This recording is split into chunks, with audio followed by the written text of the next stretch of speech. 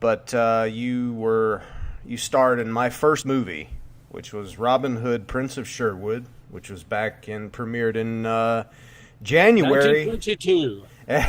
1922, when we first figured 1922. out how to get the film cameras to crank properly. They invented electricity at that time. And I tell you what, they need to bring the film back today. All these little kids running around with video cameras and digital equipment. It makes me sick. Everybody wants to be a cotton-picking director, actor, and producer all at once. They couldn't direct their way out of a wet paper bag. Yeah, it's really annoying what's going on. And I tell you, Oliver Stone, who I consider a very good filmmaker, regardless of how you might feel about him politically, he's an excellent filmmaker.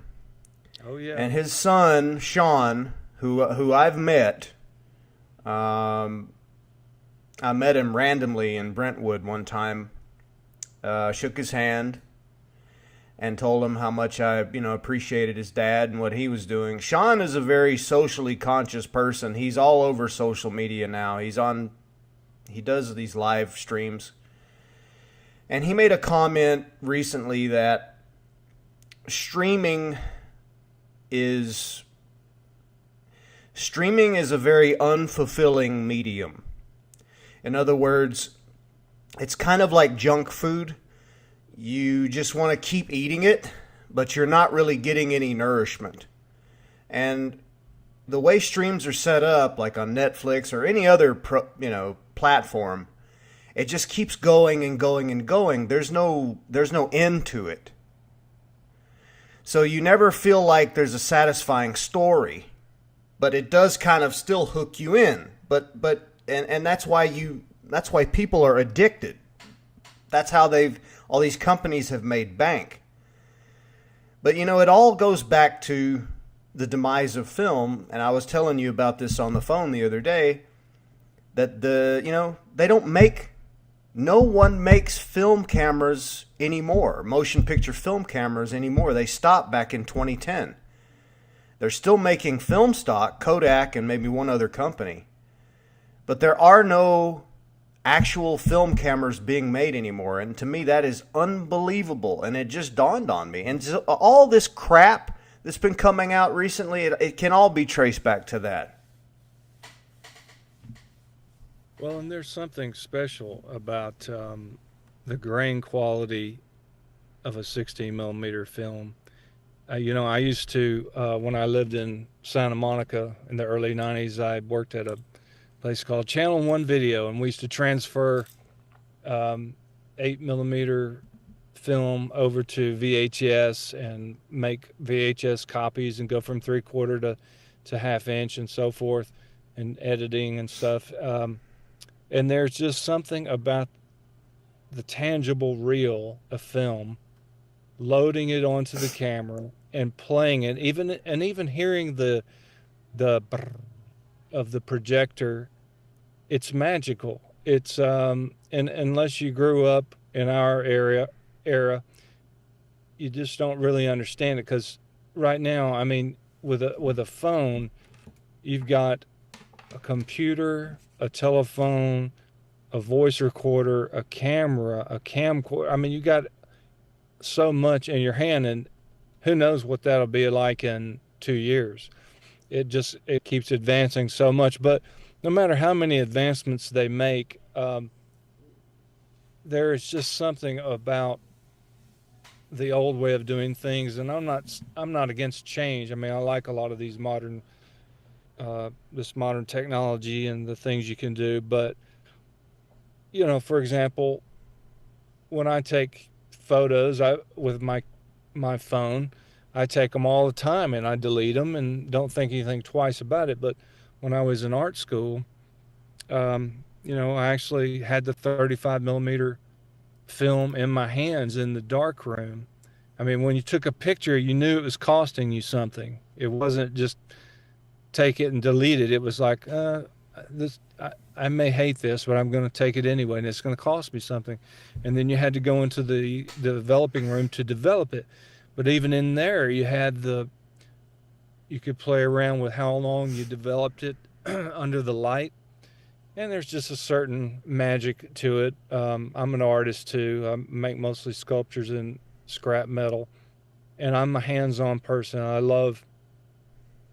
love simple things and a lot of the old-fashioned things that we don't see anymore. And it is a shame because things are advancing so fast that even if you get the latest and you know the latest, it's going to change in a matter of weeks.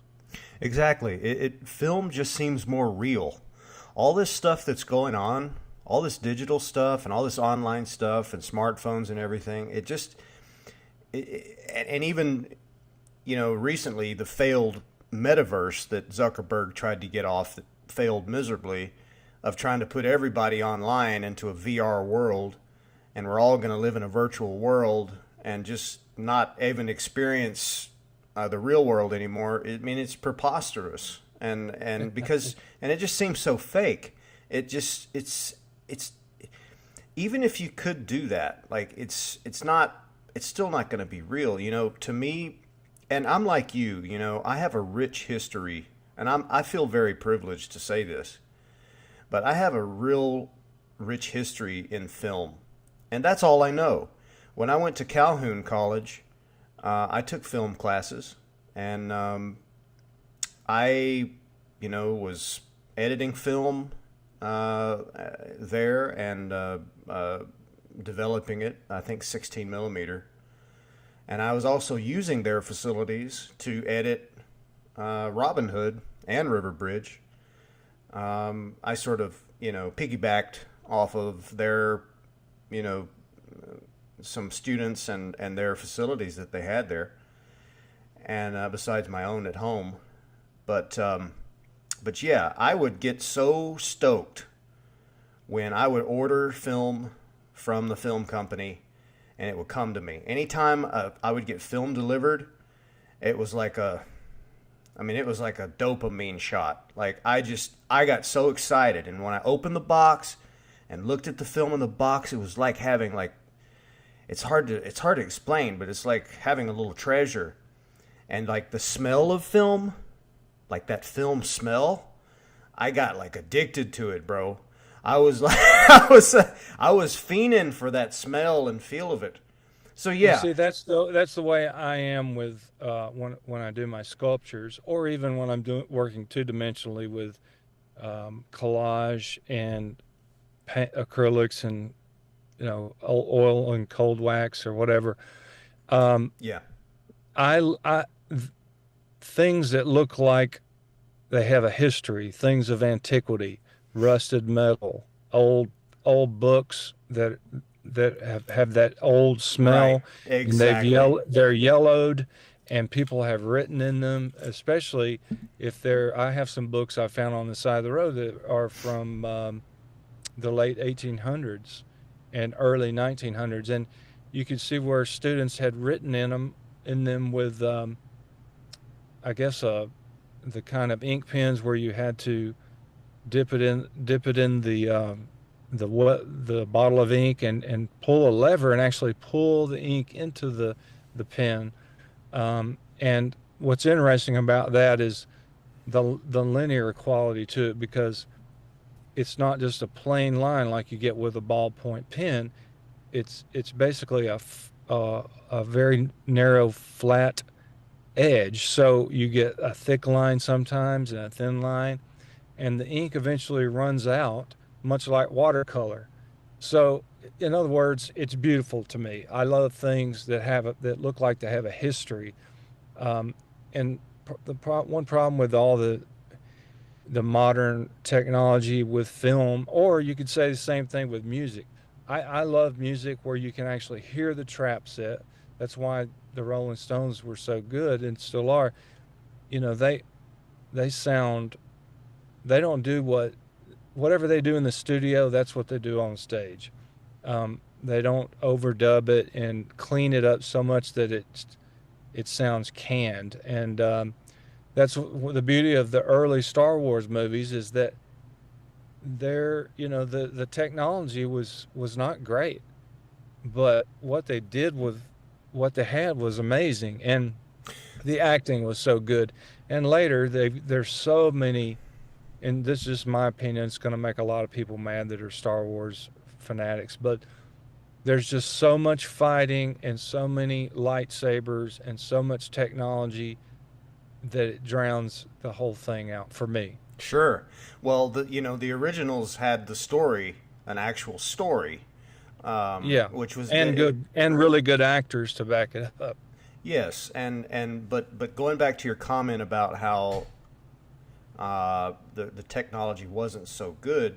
Well, right, the digital technology wasn't, but for example, let's take Return of the Jedi, like the unbutchered version, like the original version. That was kind of the pinnacle. That film is sort of like the high water mark for optical effects and optical technology, and it is probably, I've calculated that it has the most optical effect shots of any film ever made. It is a wonder to behold, that movie, regardless of what but your opinion of it or the story or whatever. Just the effects themselves, that had never been done before or since. And that was kind of like that was the Industrial Light and Magic. That was their high point, and it was pretty much if you look at their history, it was pretty much all downhill from Return of the Jedi. And I mean, because they just did everything that you can imagine that you could throw into a movie, it's there. I mean, from the puppets, from the handmade puppets, to the handmade models, to the optical effects. I mean, that film is just so beautiful to me. Well, and you look at a lot of the not cartoons, animated films that have come out in the past, I would say, 15 to 20 years. Toy Right. Story started it, and I think they did a great job with it. I mean, to me, that's a good movie. Yeah. But, but as soon as I see this animated stuff that's done with computer, I immediately sort of lose interest. Not always, but most of the time. It's just got this uninteresting, predictable, super clean look that is not interesting. Take SpongeBob for example. The first SpongeBob's were hand drawn. I don't know much about the technology at all, but I can tell you, you look at the first one, you can see that it's hand drawn, hand painted, Right. and it has an amazing quality. And eventually they started doing it, I'm guessing, on computer, and they got rid of that hand drawn look. And Yeah. then See. then Yeah. the stories got to be not funny at all. They changed the writing, and it, it just lost everything for me. And I think you could look at that. You can look at music. Sure. Much of the music today, they've cleaned it up so much and pushed so much technology into it that it's lost its appeal I mean, to me. it's very sad to see what is happening. And the thing about it is, the worst part about it is that the new generation, they're not going to know because they weren't around when we were around to see this. And all they can do is look it up online and research it, but they're still not going to really know about it. And so they can only deal with what they've been given. And and to them, all this stuff is kind of like, you know, and the smartphones, by the way, the smartphones are what killed everyone's, attention span. Oh yeah. That's why you don't see anyone under the age of 30 able to go to a theater and sit down, either whether it's a play or a film, and sit down and watch the whole thing without looking at their phone. And Oh probably most of the time they're just sitting there on their phone the whole time, not even paying attention to what is going on screen. yeah. They've they're definitely addictive, and uh, And And by the I way, have to say I'm I use guilty of mine. it myself. I'm guilty of it myself. I'm not going to Well, say I'm I not. use mine constantly. I do, but I'm not addicted to social media. I mean, I use Facebook for my artwork, and I'm in the process of trying to get into voiceover work, and I'll probably use it for that. But I could care less what somebody ate for lunch, you know, how pretty their hamburger looks. And I don't understand that. It does not appeal in the least to me. Yeah. Um, and I don't even understand how somebody could be addicted to that, but people are, a lot of people. Yeah, I mean it's a good way to kill time, but see that's all you're doing. You're just killing your time. You're not utilizing for the. But going back to this film thing, and then we'll move on to our history. Um, One of the most fascinating things about film and film stock is the actual chemical process that actually happens with it. And by the way, back in the day, I wasn't really hip to this. I had no rudimentary understanding of what was going on. I just thought that it looked cool, felt cool, and was like, you know, but there's actually a chemical process that happens because on one side there's a coating on one side of like a gelatin emulsion that contains microscopic light sensitive silver halide crystals. Okay, it starts to sound like alchemy when you get into it.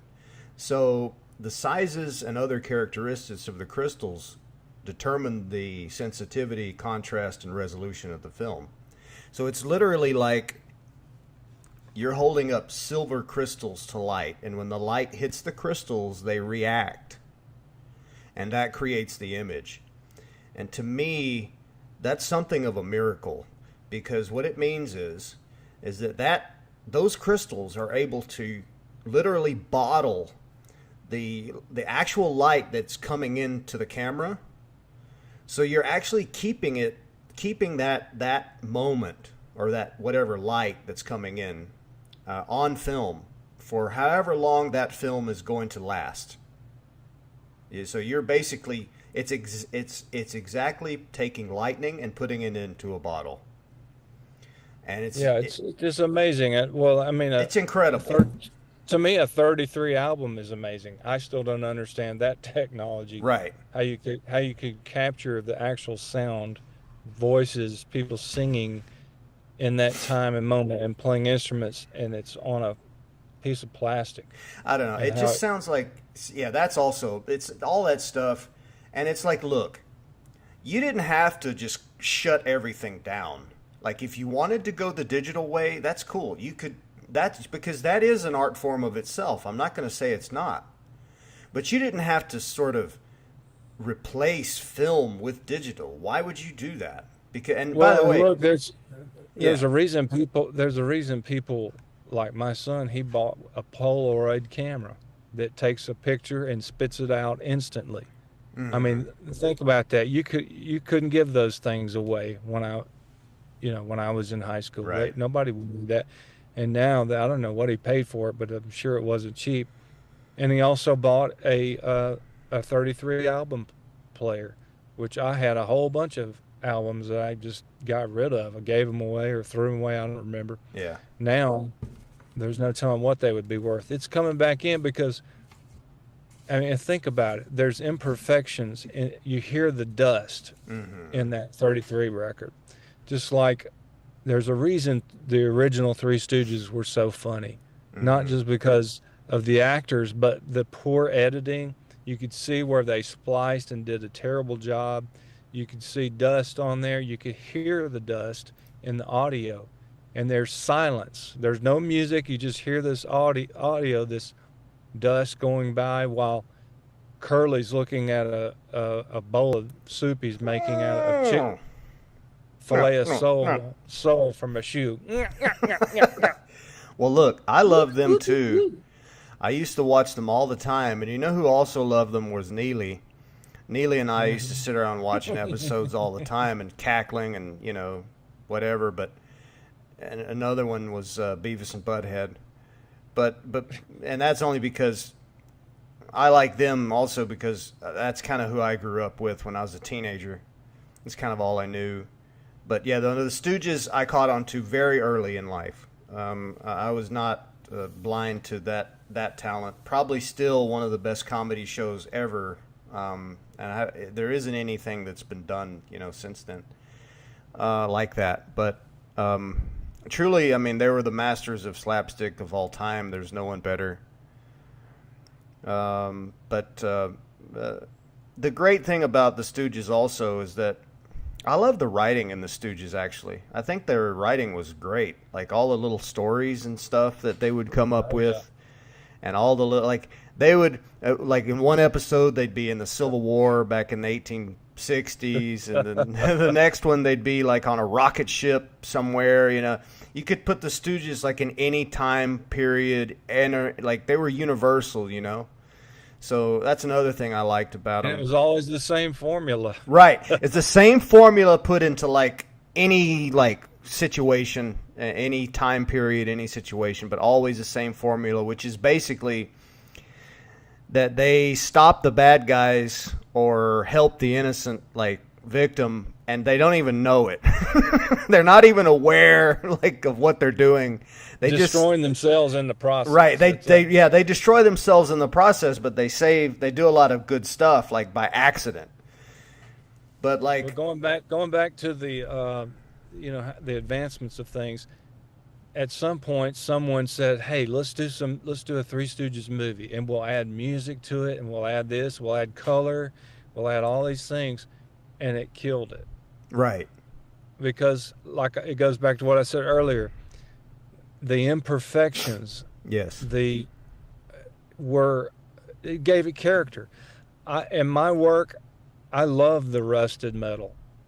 To me, you were talking about how you love to see a roll of film, or whatever you call it. I don't know if you call it a roll or whatever. Yeah. But when I see rusted metal on the side of the road, I go crazy. I love it.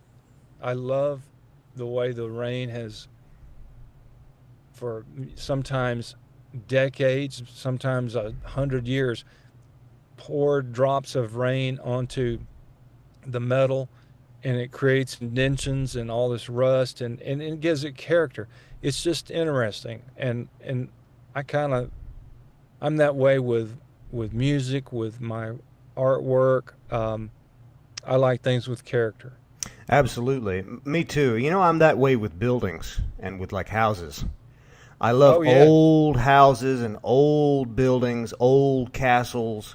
In fact, I've recently become obsessed with French chateaus. I have literally researched. Researched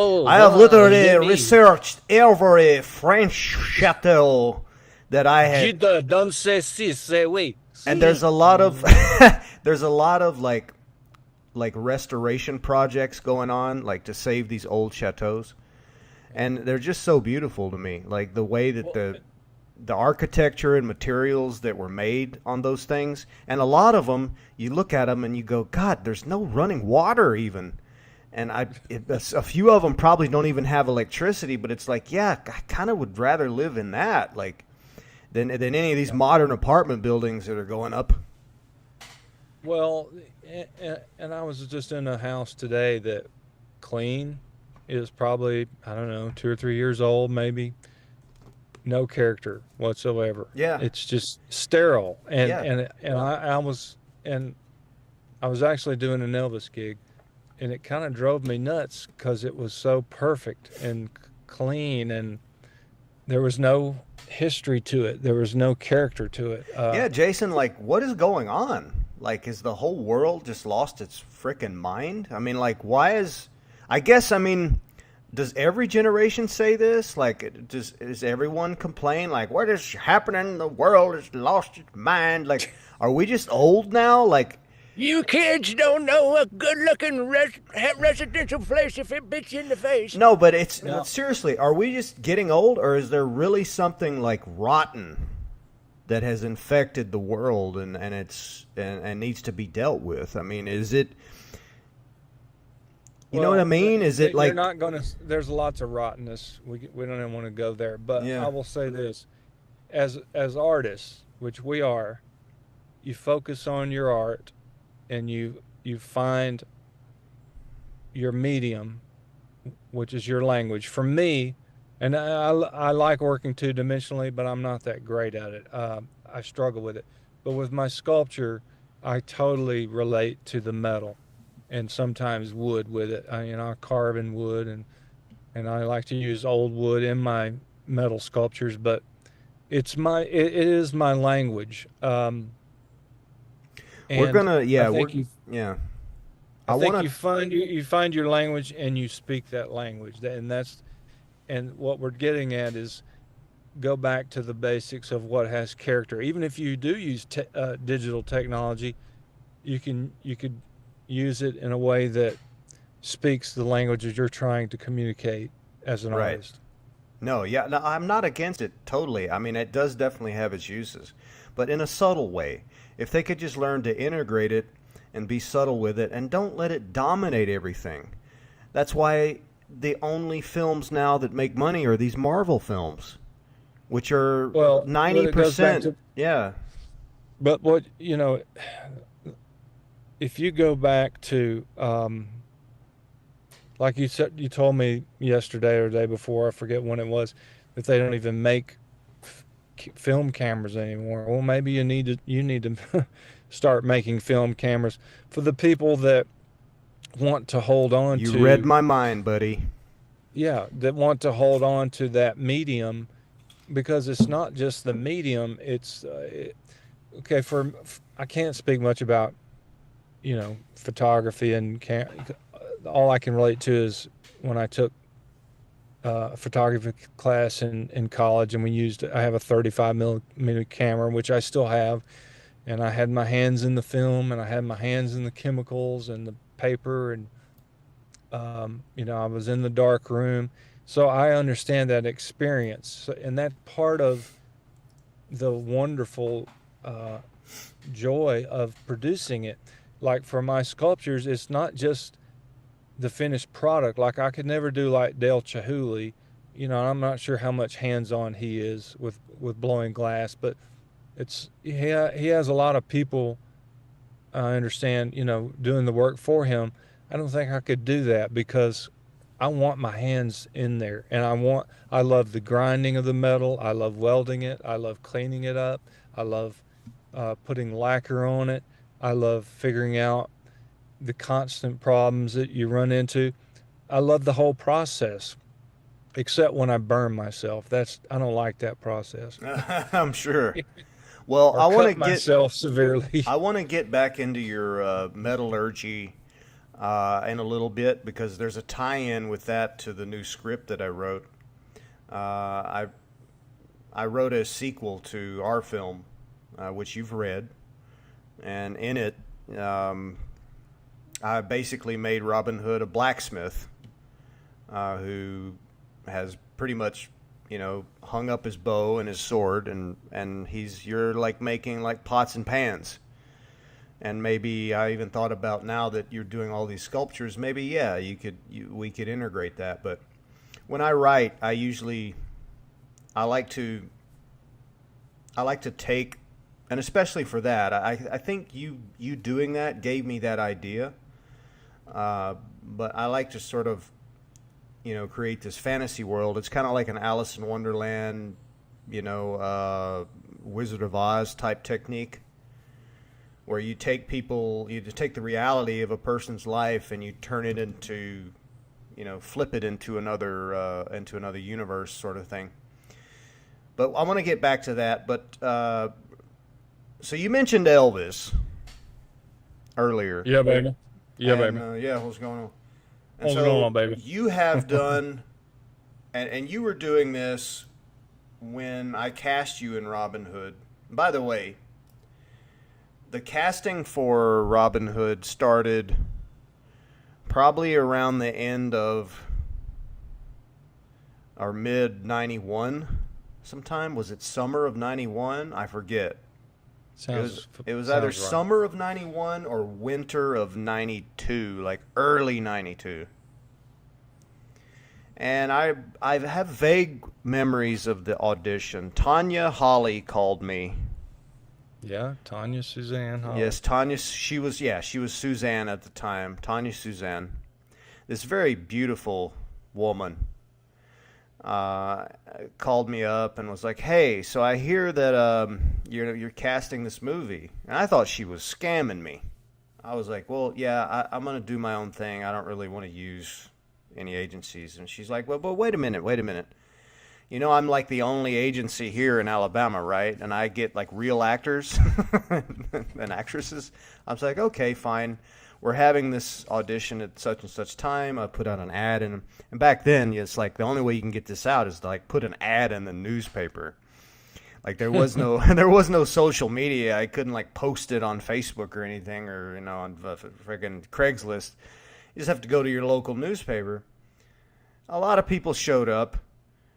And then you came in, and you were like, "Can you remember what age you were in 91, 92? How old were you then? Let's see. Like 22? 21, 21. 21 years old. Just old enough to drink.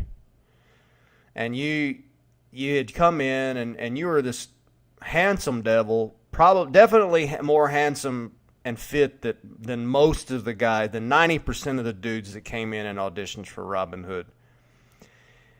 You were the one that sort of stood out. You had an immediate resemblance to Elvis, maybe even sharper features than Elvis. And I'm like, oh, okay, well, this guy, I mean, he definitely has the look.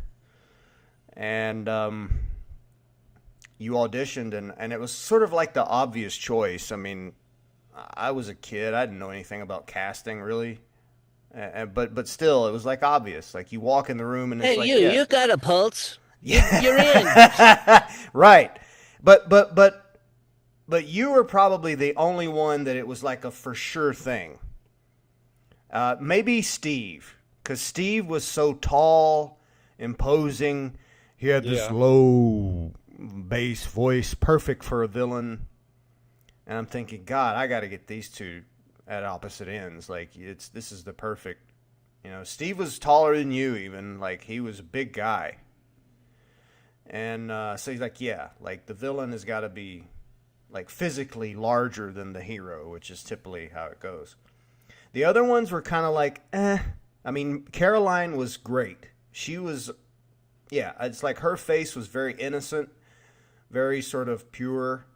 So I think she was also a perfect choice. But none of them were as obvious as you and Steve. So it's like you guys had it as soon as you walked into the room. It was the easy choice. Everyone else was not so easy. And I'm not going to say that there weren't certain parts in that film that weren't miscast, because there definitely were. But I mean, you got to deal with what the hand that you're dealt, and we were only using local talent, and that's what we had. And of course, look, John Neely for Friar Tuck. I mean, come on. I mean, yeah, he's not your typical fat friar, but I mean, there's nobody else that could have played that. Perfect. Yeah, like he walked in, and I'm like, God, I got to put him in something. And I said, oh, just make him Friar Tuck. And everybody kept saying, well, what do you mean? He's not fat. He's thin. He's thin as a rail. I'm like, it doesn't matter. We're going to mix this up a little bit. And by the way, there's nothing written down that says Friar Tuck had to be fat. That was just how it ended up being in the Errol Flynn movie. And then it just kind of caught on to all subsequent Robin Hoods. Besides, he played a great drunk. He was a great drunk. And somehow he knew how to behave like a real drunk. But where he put on like that. Yeah. But so I had gone to the theater. I was a real addict to going to movies. I was addicted to going to movies. And so when that film, Robin Hood, Prince of Thieves, when Kevin Costner came out, that hit at around the exact same time as I was looking for something to make. I had just sort of picked up my film equipment like prior to the release of that movie. And there was another movie before that inspired me to get into medieval stuff, which was Willow. I really love that film, and that was also an inspiration for me to write Robin Hood, because I wanted to do something that looked like that, like swords and sorcery type thing. There's another film called Dragon Slayer that is actually my favorite film of all time, from back in 1981, that I used to watch when I was like a toddler. I watched it constantly. I was obsessed with it. But anyway, that kind of led me into this sort of niche of medieval stuff. And so, but when I saw Prince of Thieves, I was like, wow, holy crap, like this looks so much fun to do, dude. Like this would be so much to go out in the forest with like bows and arrows and horses and like have battles. It's like the ultimate boy's dream, like to, have swords out there and like swashbuckling shit. I was like, we have to do a Robin Hood movie after I saw Prince of Thieves. But unfortunately, the influence of that film, I think, leaned on me too much. Because historically, that is not the best Robin Hood film made. It's good. It's entertaining. The pace of that movie is good. I still watch it. But, I mean, it's not, there's another show that I pointed out to you, the Robin of Sherwood show, which from the UK, which at the time we shot our Robin Hood, I wasn't even aware of. I only found this in the last 10 years. The one with Michael Praed. It's very, very excellent. That's the best Robin Hood made. I mean, besides ours, but ours gets a lot of flack for being, having mistakes, but it goes back to what you said. The flaws and imperfections sometimes can have a positive effect. And yeah, the film is not perfect. It's not at all. But it, like I said, it's the hand we were dealt at the time. And for that hand that we were dealt, I think it's pretty damn good. So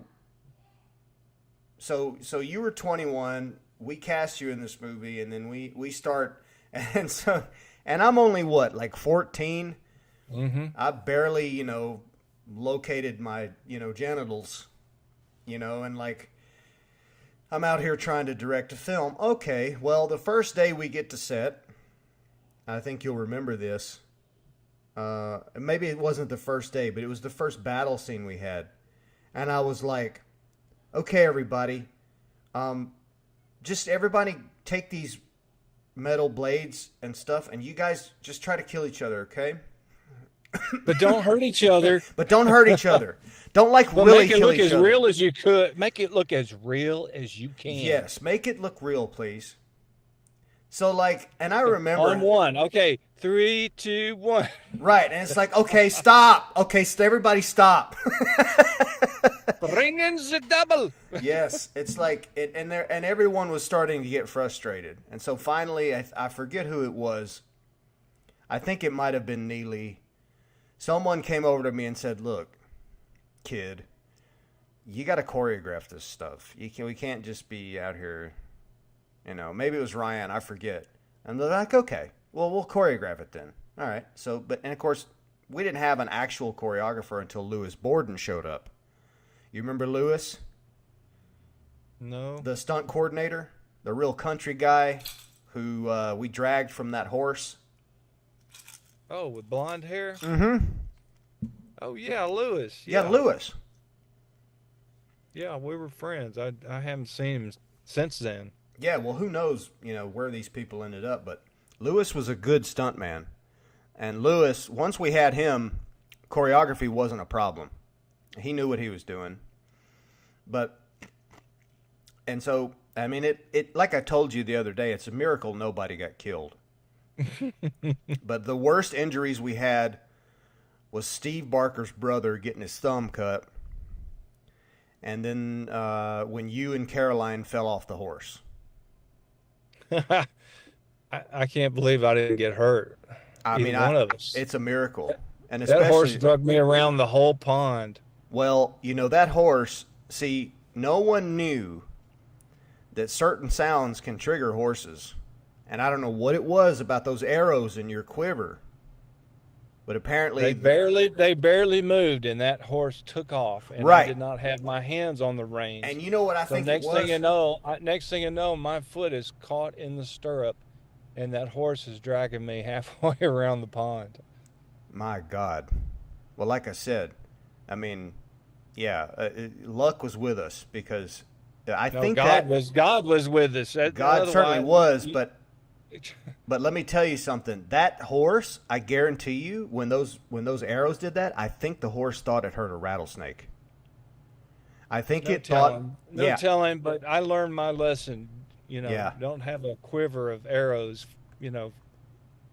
Right, looking around and from near a that day horse's forth, head. yeah, we just banned arrows and quivers from horses. We're like, no more.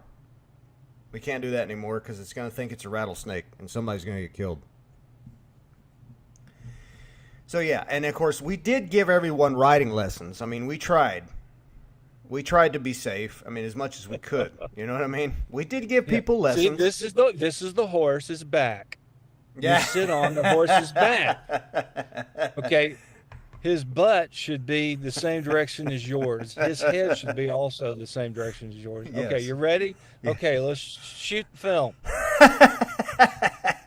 Try not to die, okay? I don't remember those lessons. No, we did. We did. That lady. I must not have paid attention. That lady at B&W Stables, she gave like very short riding lessons to at least. I know she did. And by the way, I've seen Caroline Duncan apparently still visits that same stable to ride horses there. I've seen her recently on social media doing it. Well, you know what she didn't teach us? What's that? That horses don't like quivers. Horses don't like snakes. Yes, That's right. That's right. Well, God, I haven't ridden a horse in years. God. But anyway, so we had a lot of fun shooting Robin Hood, didn't we? I mean, I certainly did. Oh, it was a blast. I mean, that was like a blast. I couldn't have asked for a more genuine childhood than that. I mean, what other kid shoots a film, right? Produces, writes, directs, produces a film? Well, I was telling Ryan the other day, like a couple days ago, I was like, look, man, you do realize that, with film cameras not being made anymore, nobody's shooting on film anymore, that just kind of makes what we did all that more special. And I think Ryan agrees. Yeah, I mean, and it's like I knew nothing about film or film acting, and that's why I overacted in a lot of that. The only experience I had ever had was what I was getting at the same time, which was college theater. I had never done any acting, and so looking back, yeah, I overacted, and there are things I would do different. But it's like you said, you do what you can with what you're given at the time. Your acting was fine. Look, and as far except when I said never. Which, by the way, you said never. Never. I'm gonna show that clip right now. So okay, let me roll this clip for about a minute. I want to show. Torture the people. I'm going to show the staff fight right now, and then I'm going to come back to you, okay? All right, here we go. I'm going to show it.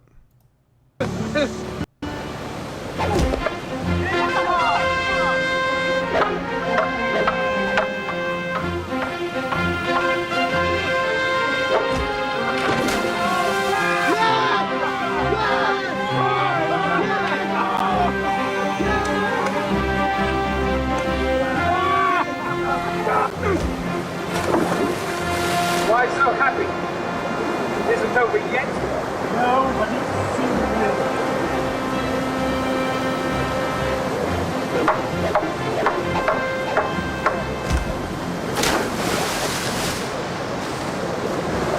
Seems like the luck once again turned on my side.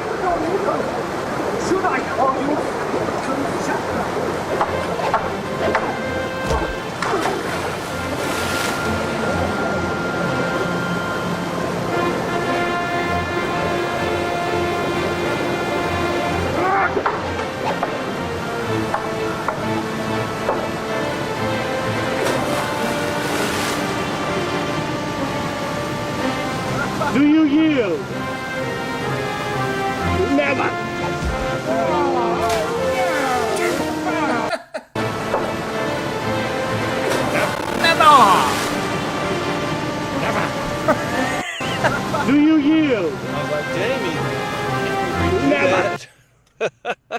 I've got you on freeze frame here right after you said it. It's so the look on your face is priceless, man. Now look. I was probably saying, never again will I do this. Well, look. Here you are. This is how much of a Giga Chad you were. You're laying down in the Sipsey River. You're wearing like rags made from fabric and like these like cowboy and western boots. There's cottonmouth snakes like swimming around us in the river. Like we could be bit and poisoned at any time. And we're just like out here having a ball. Like, I mean, this is how you have a good time, man. And I wouldn't trade it for anything in the world. But I can't tell you how much I appreciate everyone's sacrifice to get out there for this, very privileged little chubby kid who wants to play director and actually spend your time. I mean, like none of you guys had to do this. Like any of you could have said at any time, look, if you do that kind of stuff, well, but first of all, it was a blast. There's nothing I didn't like about it, even if I happen to be soaking wet or tired or whatever. No, I love it. I mean, when I weld my sculptures, I have a leather coat on, even in this heat that we've had this summer. And I live in Fairhope, Alabama. It's been hot. I mean, I get really hot and filthy, dirty, and sometimes it's sort of grueling. It wears me down. I mean, I'm 54 now. I can really tell when I've worked a few hours out there, but I do it because I love it. I sell my work, but even if it cost me something, I would do it. It's the same thing with performing. I did the first play I've done in 25 years. I did it several months ago. It actually cost me something. I didn't get paid a dime. It was local theater, but I did it because the role was perfect, and it had been a long time since I'd done a play, and I miss performing. So I love to perform, whether I get paid or not. Now, I prefer to get paid, but I love to do it. That's why people do it. You came to Los Angeles what year? 93. 93, which was right after Robin Hood. Well, actually, before Robin Hood premiered. Yeah. And I came for the first time in 94. My first experience here was an event called I forget, but it was for the Fangoria magazine. They were having a sort of not a convention, but it was sort of like a convention at the Hilton in L.A., and Jack Nicholson made an appearance. And he's always been my favorite actor, and I, of course, I had built my acting persona around him. I had studied his acting style for years and been obsessed with all of his films. And so I just had to get out there and meet Jack. And I was able to go up on the podium and ask him a question, which was exciting. Jack had never done anything like that before, and he never made public appearances, so it was a very rare occasion. And as fate would have it, that was the same month that OJ got into trouble for the murder. Mm-hmm. And when I flew back from LAX with my parents, who were with me, it was in June of 94. I think. That was when OJ was supposedly there as well at the airport, but I'm wrong.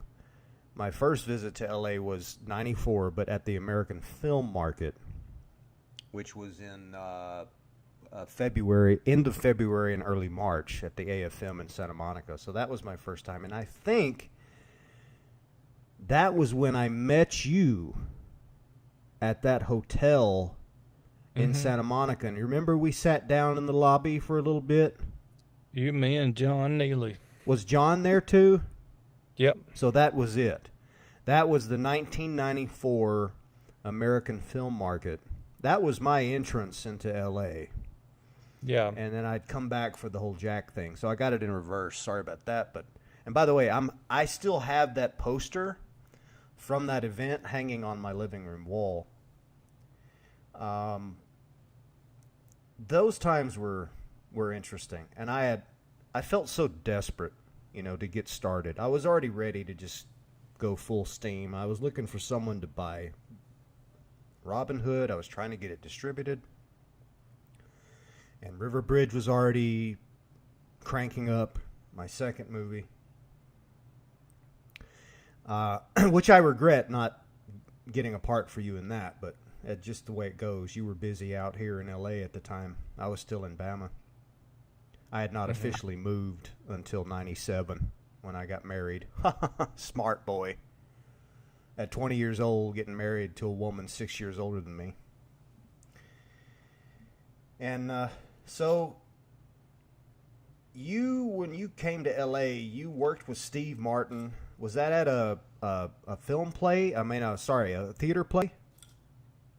Yeah, Steve wrote a play called Picasso at the La Panagile, which I got a part in. I was actually an understudy. I knew 4 characters, 4 roles in that play, and I actually performed for 3 of those. One of them I never did get to play. That's what landed me in the union, the theater union. And then once I was in that play, I got lots of great auditions. I had like 6 callbacks for Frasier, but never landed it for some reason. And then I got a part in a CD-ROM movie video game called Fox Hunt, and that's how I got my SAG card. So I was in all the unions at that point and getting great auditions, but most of my auditions were things like soap operas, and I was never trained in to act behind the camera. And even though I was taking classes, I just never grasped it. And I was terrible at auditioning, terrible. And it got very frustrating, very old, and I just got burned out really on all of it after 4 years.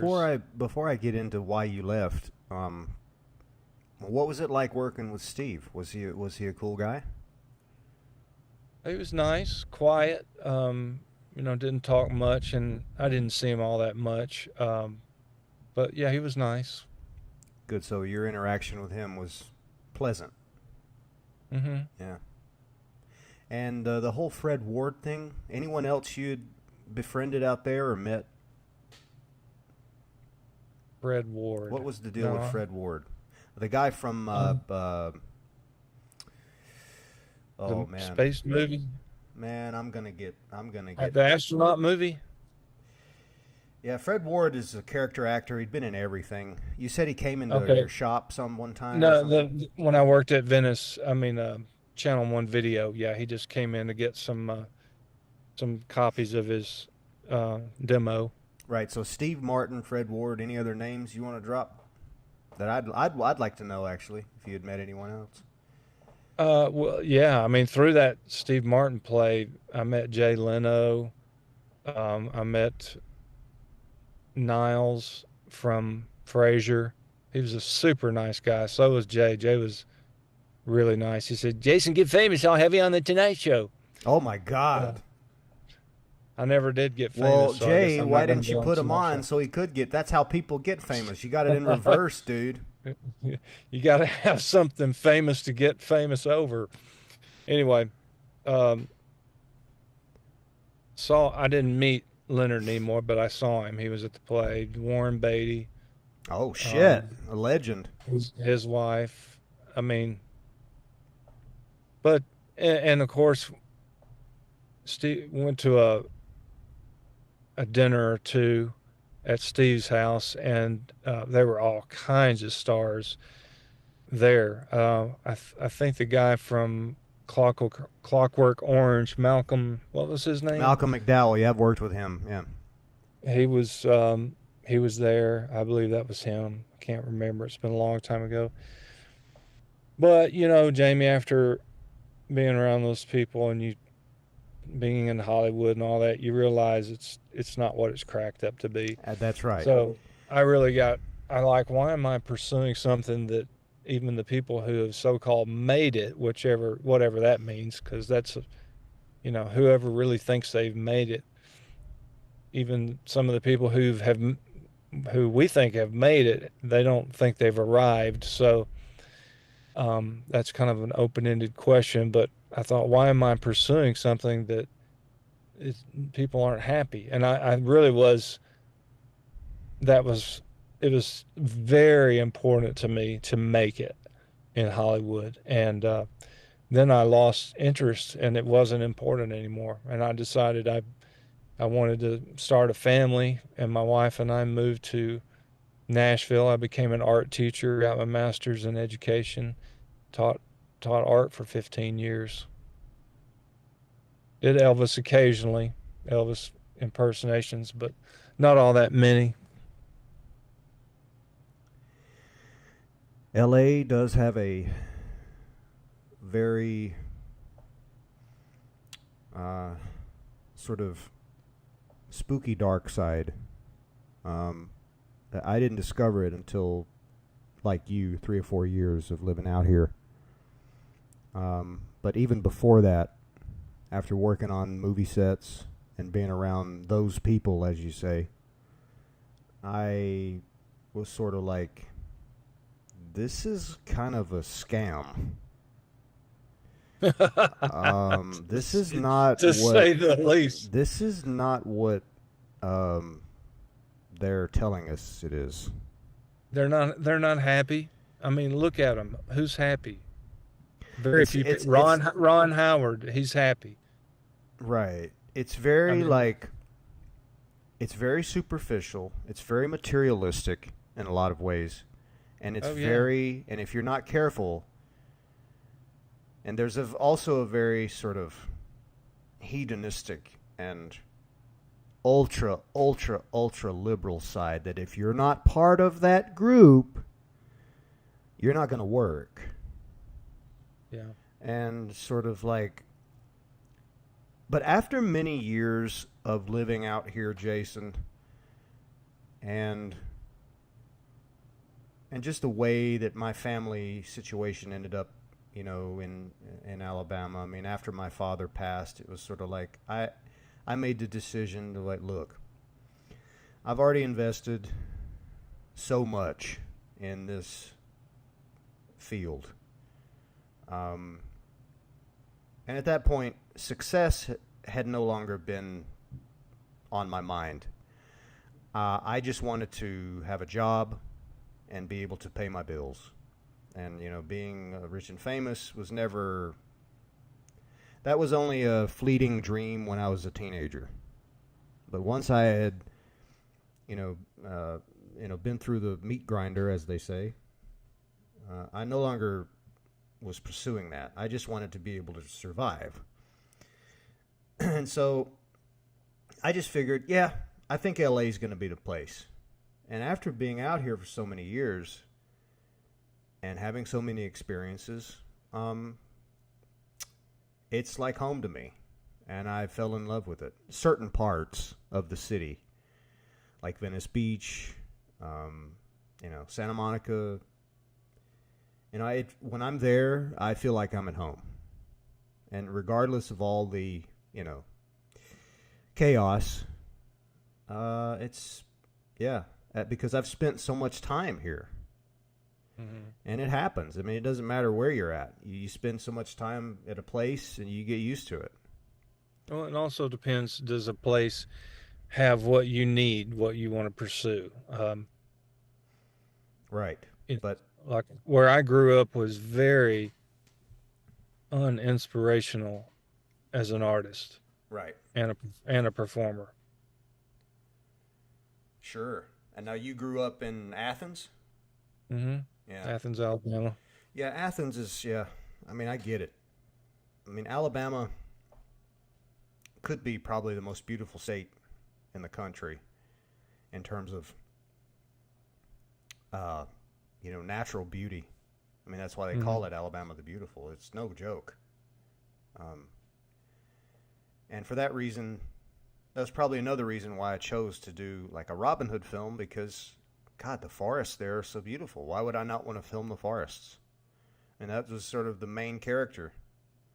And I definitely want to come back, and I'm definitely still down to do the sequel. But I've had a realization about that, which is that no one's going to be able to give me that. I have to do it myself. And I hate to say it, buddy, but it may just be you, me, and a film and a camera guy. That might just be how it goes down, just like back in the 90s. Well, we'll video our thumbs. We'll get magic markers and make faces on our thumbs and act with our thumbs. Put some yarn on top of them like wigs, and we'll do it the old-fashioned way, the cheap way, the way that we used to do. Remember? Yeah, I think that's how it's got to go down, man.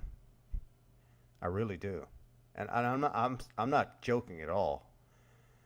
Like I think it's time to abandon all this popular shit and let it go and just stick with what we know. And if people don't like it, be damned. Just keep doing what you do. Keep putting content out there. One good thing about all this tech and the internet is that you can kind of do your own thing if you know how to work it. And that's good. That's a positive aspect of it. I've sort of gotten into that. But look, if I have no desire to be popular or loved at all. I don't care. I just want to leave. How convenient. That's because I don't like you. Good. But You've made it easier for me. Yes, but you at least know about me, so that's enough. Yes, I do, of course. Of course. No, I'm with you. I don't. Not only do I not care about being famous, I do not want to be famous anymore. That's the difference. Yeah. That's what I learned from being out in L.A. I'm like, I don't want this. These people are miserable. Right. This is not life. I have two beautiful kids that I love to death, and a beautiful wife. What you did was the ultimate.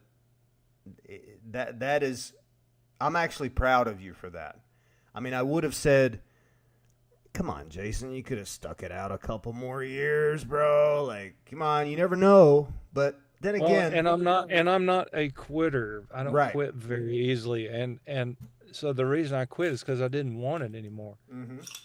You know what I mean? Sure. But I'm excited. I'm trying to get into voiceover work, and it's exciting to me because. Are you still in the union? No. Gotcha. I'm inactive. I'm inactive. I could get active. Gotcha. But the thing about so much of the voiceover work is a lot of it is non-union. So, and I'm excited about it because I love doing all kinds of accents and characters, and I love just the idea of being behind a mic. No, I think your voice talent is incredible. I think you should definitely pursue that. I mean, I like voices too, but it's not something that I'm looking to, propound on. My focus is always, I just want to make a movie. All this other stuff, I don't care. I just want to make a film and leave it behind. And, when I'm gone, centuries after I'm gone, I want some kid to watch it and be like, I like that. I want to do that. Then I've accomplished all I need to accomplish. And that's it. And people probably wonder, well, why are you so caught up in what you did 30 years ago? Well, hey, I mean, the way I feel about those films is it's probably hard for a lot of people to relate to because they don't have it. But I kind of feel like, You know, they should not be forgotten, at least, and they should be preserved. That's why I want to do the remaster, because I'm looking here on my screen at Robin Hood, and it's not HD. It's on YouTube, but it's not HD, and it's just too... I mean, it deserves better, and I've already transferred the film to HD, and right now we are searching for the soundtrack, which has been lost at Sound Cell Recording in Huntsville. So pretty soon there's going to be a hard search for that soundtrack. And if we can get our hands on it, then we're going to try to do this 30th anniversary, which is next year. It'll be 30 years. We'll try to get that remaster released. And by the way, you haven't seen it, but the remastered footage looks amazing. I mean, it's crystal clear in HD. And I want to see it. I want to see it up there, like recut. I'm going to cut out some of the stuff that annoys me. I'm not going to do too much of that. I don't want to like change it into a new movie or anything, but a couple of the things that always kind of got on my nerves, I want to ditch. So, Yeah. But we'll see, and you'll be the first to. Well, something just happened to our audio. It sounds like Let me see if extra you're good here. speakers or something. No, you're good. You're still good. But I don't know what happened. I'm gonna show this clip real quick of a behind the scenes with you in the dungeon here, and you're gonna do like a Larry and Moe thing. And then I'll come right back, and like after a minute, okay, I'm gonna fill up my cup of coffee here. I'll be right back.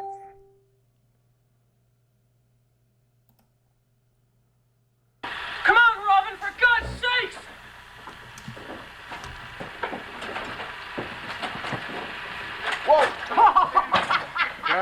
Don't worry about it. Y'all knocked a hole in the brick. That looks better. Let the ladder hit the ground before you go after the rope, Robin. Okay. Stand there until you hear the thing go clunk. Okay, ready? I'm ready.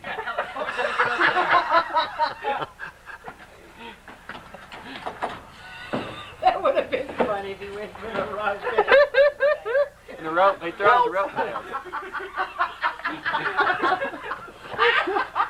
Then you can do your Larry and Moe thing. No! They took it!